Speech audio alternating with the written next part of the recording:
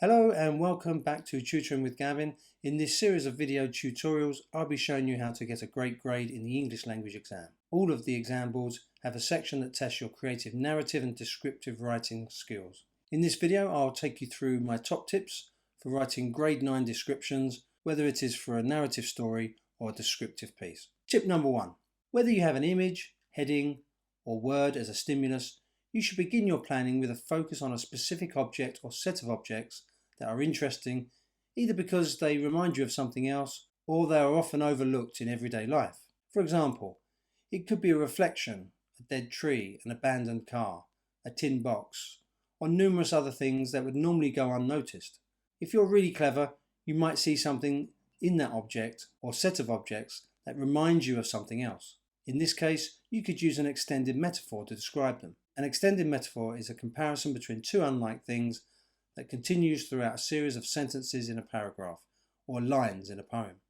It's often comprised of more than one sentence and sometimes consists of a full paragraph. In To Kill a Mockingbird, Harper Lee uses a clever extended metaphor to show Dill's fascination with the house. In spite of our warnings and explanations, it drew him as the moon draws water. Tip number 2. When describing movement, find the strongest verbs to show this. For instance, instead of saying, "I walked over to where she was standing," you could say, "I stumbled over to where she was waiting, leaning against the wall, ready to strike me down." This is more dramatic and tells us so much more about both characters. Tip number 3. Vary your sentence length. Complex sentences are great for creating detail and atmosphere, but short sentences are effective for dramatic tension or outbursts of emotion. Cormac McCarthy does this in No Country for Old Men. He stuck the pistol in his belt and looked down at the river one more time, and then set out east. Langtree, Texas was 30 miles as the crow flies, maybe less, 10 hours, 12. His feet were already hurting, his leg hurt, his chest, his arm. The river dropped away behind him, he hadn't even taken a drink. Tip number 4. Avoid cliche. If you have heard or read a saying or phrase before, don't use it. Be original. Here is a piece of cliched writing to make you wince. It was love at first sight. They were meant to be together. It was destiny. Nothing could keep them apart. Their love was like no other. If you write like this, you deserve to fail, I'm afraid. Focus your description on concrete nouns rather than feelings, and hopefully you'll avoid doing this. Tip number 5. Use the 5 senses. It's an easy thing to remember, and it will bring something to life.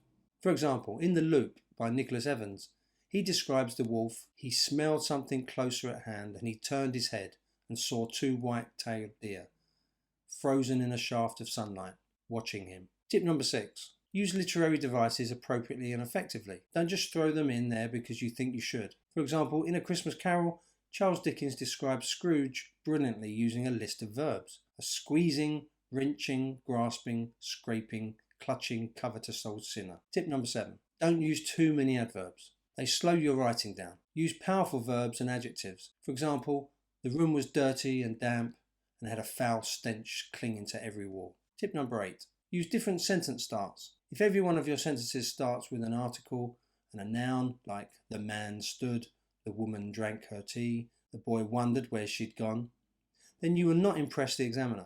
Here are some different ways to start a sentence. As the sun rose high in the sky, the man stood still. Drinking her tea, she glanced sideways to see if he was admiring her. With his arms folded in annoyance, the boy wondered where she'd gone. Tip number 9. Use contrasting points of view when describing something.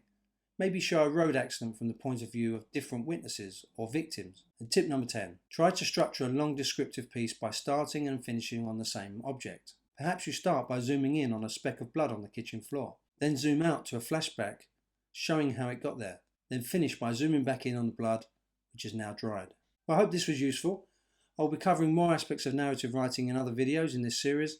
If you'd like notification of when they are available, please subscribe and give me a thumbs up if you like the video. Also, please like my Facebook page if you want more free resources. Until next time.